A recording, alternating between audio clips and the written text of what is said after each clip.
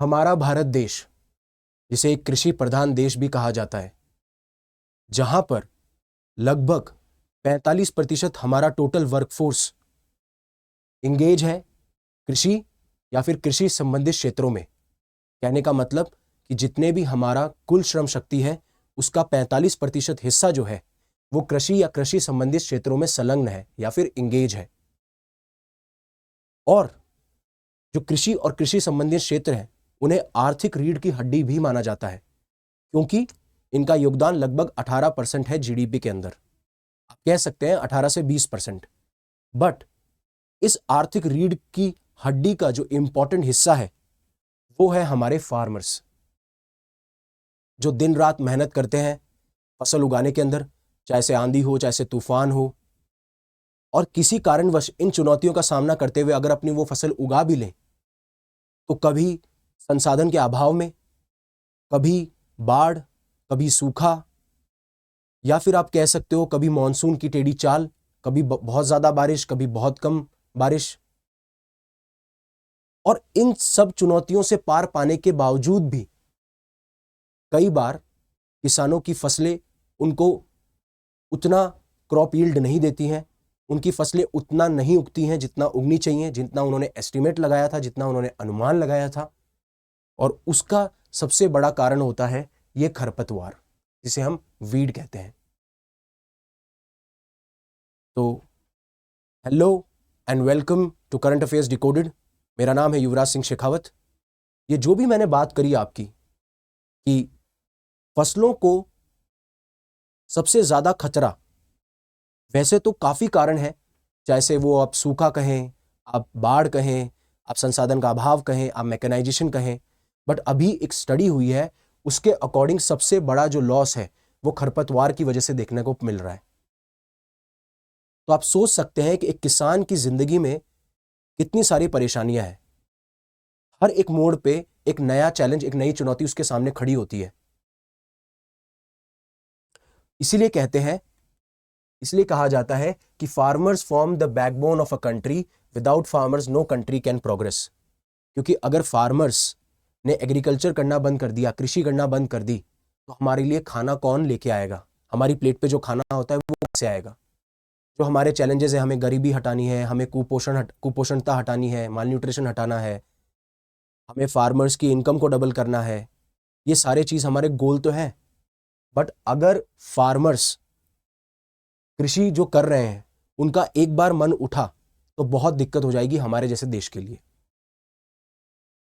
तो यहां पे एक स्टडी की गई, आपका जो Indian council of agriculture research है उसके एक डायरेक्टरेट है वीड रिसर्च के, और एक federation of seed industry of India है। उन दोनों ने एक स्टडी की और उन्होंने ये पाया वीड खरपतवार जो है उसकी वजह से क्रॉप प्रोडक्टिविटी में लॉस आ रहा है, और वो लॉस है लगभग नहीं 92,000 करोड़ का, जो कि होता है कितना? $11 बिलियन। इतना नुकसान हमें देखने को मिल रहा है क्रॉप प्रोडक्टिविटी में वीड्स की वजह से। तो इस लेक्चर में हम ये जानेंगे कि जो ये स्टडी आई है उसका बेसिस क्या था, कहां से ये स्टडी डिराइव हुई, क्या इस स्टडी का कोई नाम है, कोई रिपोर्ट मेंशन की गई है, और साथ साथ में ये भी जानेंगे कि क्या हमें फाइंडिंग्स मिली इस रिपोर्ट से, इस स्टडी से, और क्या ऐसे खरपतवार प्रबंधन के तरीके हमें प्रोवाइड किए गए या वीड मैनेजमेंट की टेक्निक्स प्रोवाइड की गई, जो कि उभरते हुए चैलेंजेस या उभरती हुई चुनौतियां हम देख रहे हैं when it comes to agriculture, और specially when it comes to crop productivity. ठीक है, जब हम फसल उत्पादकता की बात करते हैं तो जिस तरीके से मैंने आपको बोला कि Indian council of agriculture research और आपका federation of seeds of industry of India, उन्होंने मिलकर एक अध्ययन किया। ठीक है, और उस अध्ययन को एक रिपोर्ट में मेंशन कर दिया, और उस रिपोर्ट का नाम है weed management, emerging challenges and management strategies. इसका मतलब खरपतवार प्रबंधन, साथ साथ में उससे उभरती हुई चुनौतियां और क्या रणनीतियां हो सकती हैं जिससे कि हम खरपतवार को मैनेज कर पाए, प्रबंध कर पाए, जो भी इन दोनों ऑर्गेनाइजेशन ने स्टडी करा। अब इंपॉर्टेंट ये आ जाता है कि ये स्टडी कहां से डिराइव हुई, हम इस स्टडी तक पहुंचे कैसे कि वीड्स की वजह से, खरपतवार की वजह से 92,000 करोड़ का हमें लॉस देखने को मिल रहा है।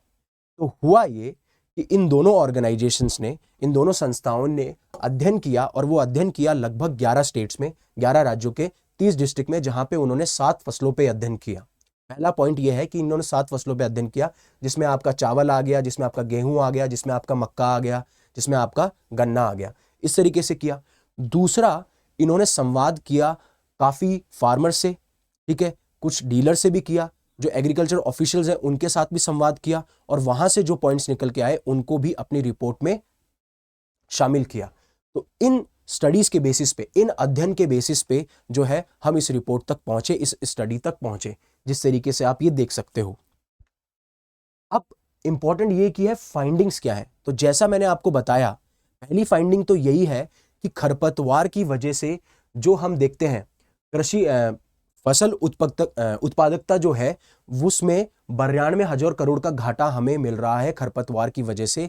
ये जो स्टडी मिली उसके बेसिस पे बोल रहा हूं, जिसमें आप बोलते हो federation of seed industry of India, या फिर इंडिया वैसे कह सकते हो कि भारतीय बीज उद्योग संघ, ठीक है।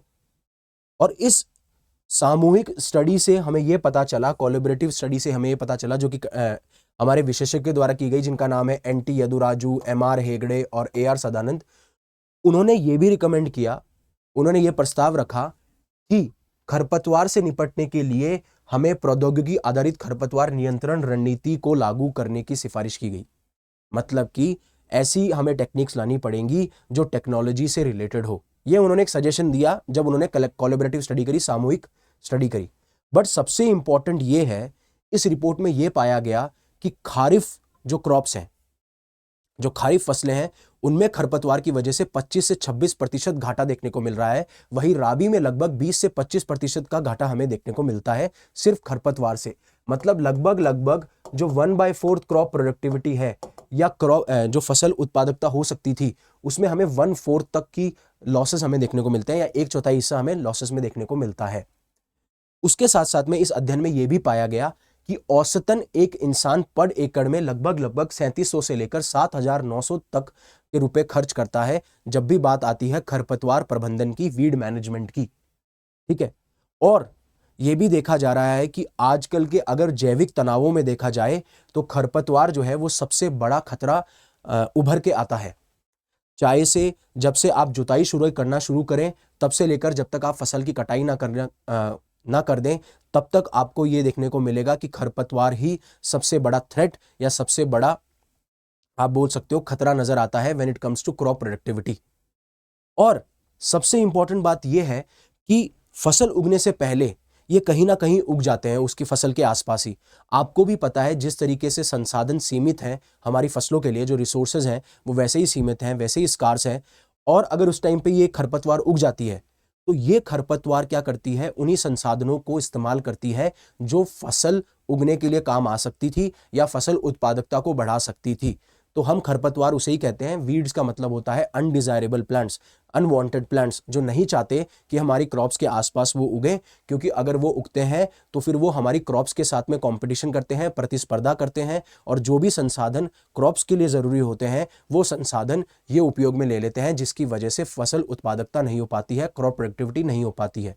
इसी वजह से इन वीड्स को मैनेज करना, खरपतवार प्रबंधन करना हमारी जिम्मेदारी बनती है। और उसी के ऊपर ये रिपोर्ट आई थी जिसमें साफ साफ बोला गया कि खरपतवार की वजह से कितना नुकसान हो रहा है, कौन कौन सी ऐसी प्रबंधन हम कर सकते हैं, जो भी चुनौतियां हमारे सामने हैं, ठीक है।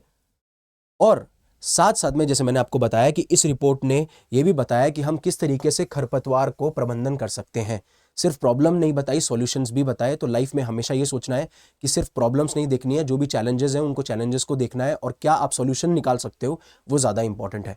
तो इन्होंने साफ साफ ये बोला कि हम किस तरीके से हर्बिसाइड्स का यूज़ कर सकते हैं, खरपतवार हटाने के लिए मशीन का यूज़ कर सकते हैं, क्रॉप रोटेशन कर सकते हैं, ठीक है, जिससे सॉइल की फर्टिलिटी भी मेंटेन रहे और हम रेगुलर बेसिस पे खरपतवार को हटा भी पाएं, ठीक है। और साथ साथ में कवर क्रॉपिंग की बात भी करी। और इसी तरीके से बोला कि अगर हम ट्रेडिशनल अप्रोचेस को छोड़ के जो न्यू मेथड्स हैं, अगर उनको अपनाएंगे तो हमें फसल उत्पादकता में जो हमें लॉसेस देखने को मिल रहे हैं, हम कम से कम उस लॉसेस को 40 to 60% कम कर पाएंगे। और अगर हम ऐसा कर पाएंगे तो जो हमारे फार्मर्स हैं वो इस तरीके से स्माइलिंग फेसेस के साथ में फार्मिंग करेंगे, और ये जो प्रोफेशन है मैं इसे अगेन कहूँगा ये प्रोफेशन नहीं है, पैशन है जो कि हमारे फार्मर्स कंटिन्यू करते हैं, ठीक है। अपनी इनकम के लिए तो करते ही करते हैं, लेकिन साथ साथ में वो ये भी चाहते हैं कि जो हम फार्मिंग कर रहे हैं वो उनके लिए एक पैशन है, और साथ साथ में वो लोगों को जो भी रिक्वायरमेंट्स हैं इन टर्म्स ऑफ फूड वो प्रोवाइड कर सकें। क्योंकि अगर आप ये देखिए, अगर फार्मिंग खतरे में आई तो सबसे बड़ा इंपॉर्टेंट बात है फूड सिक्योरिटी भी खतरे में आएगी। और जहां पे हम अभी आप देखेंगे कि काफ़ी फसलों में टॉप 3 के अंदर रहते हैं, जैसे वो गेहूं हो, चावल हो, तो हमें फिर क्या करना पड़ेगा, हमें अपनी ही नीड्स के लिए, अपनी ही फूड नीड्स के लिए हमें इंपोर्ट करना पड़ेगा, और अगेन ये अच्छी बात नहीं है, ठीक है। तो होपफुली आपको ये लेक्चर समझ में आया होगा। Thank you very much for listening to me. अगर आपको ऐसा कंटेंट पसंद आता है तो प्लीज़ लाइक कीजिए। जिस तरीके से ये ऐसे लेक्चर्स आपकी लाइफ में वैल्यू ऐड करते हैं, आप चाहते हैं किसी और की लाइफ में वैल्यू ऐड करें, तो प्लीज़ इसे शेयर कीजिए, और ऐसे ही रेगुलर अपडेट्स के लिए आप सब्सक्राइब कीजिए। और कोई भी सजेशंस है, कोई भी कमेंट है, तो आप कमेंट सेक्शन में मेंशन कर सकते हैं। Thank you very much for listening to me.